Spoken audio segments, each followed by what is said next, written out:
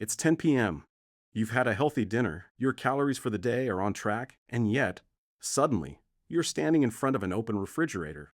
It's not just a lack of willpower, it's a biological coup. Did you know that your body actually burns calories differently at 10 a.m. than it does at 10 p.m.? Research into the human circadian system reveals that our internal clocks have a dominating role in our metabolic rate and how we perceive hunger.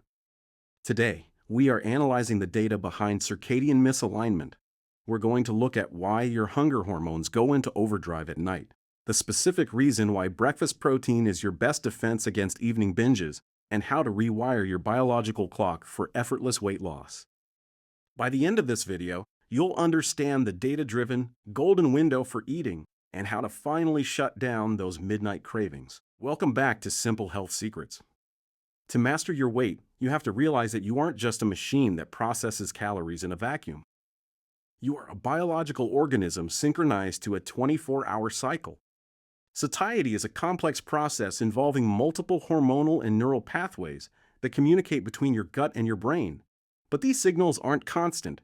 They fluctuate based on your circadian rhythm, an internal system that regulates everything from your temperature to your digestion. Today, we're breaking down the research on how sleep restriction and circadian disruption influence your food preferences and appetite. We're going to use this data to build a nutrition blueprint that works with your body's natural timing rather than against it. The foundation of circadian hunger is the master clock in your brain, which coordinates with peripheral clocks in your liver, gut, and fat tissue. The data shows that the human circadian system plays a dominant role in a phenomenon called diet-induced thermogenesis. This is the energy your body spends just to process the food you eat. Research indicates a significant morning/evening difference. Your body is significantly more efficient at processing and burning calories in the morning than in the evening. This means a 500 calorie meal at 8 a.m. and a 500 calorie meal at 10 p.m. do not have the same metabolic impact. When you eat late at night, your body is less primed to burn those calories as heat, making it more likely they will be diverted into fat storage. Furthermore, circadian misalignment, when your eating schedule doesn't match your internal clock, can lead to chronic metabolic fluctuations that increase your body weight over time. Why do we crave high-fat, high-sugar foods specifically at night? It comes down to the delicate balance between two hormones, ghrelin and leptin. Ghrelin is the hunger hormone that triggers appetite and food anticipation. Leptin is the satiety hormone produced in your fat tissue that tells your brain to stop eating. Under normal conditions, these hormones follow a rhythmic pattern. However, data shows that chronic circadian disruption and sleep restriction directly influence your subjective hunger and food preferences.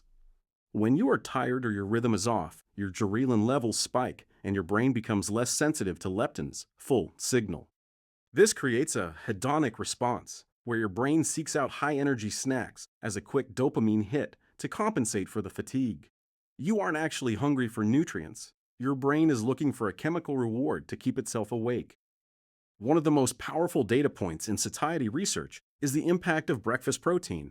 Studies have shown that protein intake at breakfast has a significantly greater satiety effect than the same amount of protein consumed at later meal times. Why? First, protein has a higher thermic effect than fats or carbs, meaning you burn more calories just digesting it.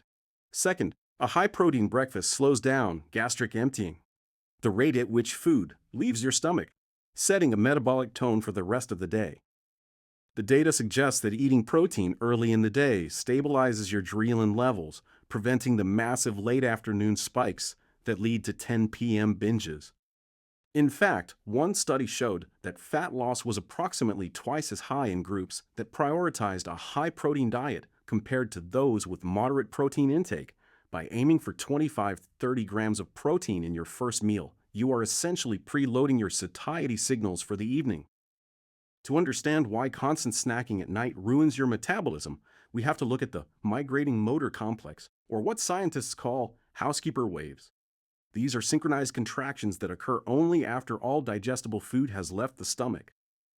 Their job is to sweep out indigestible particles and maintain gut health. When we graze or eat late into the night, we never allow these housekeeper waves to finish their work.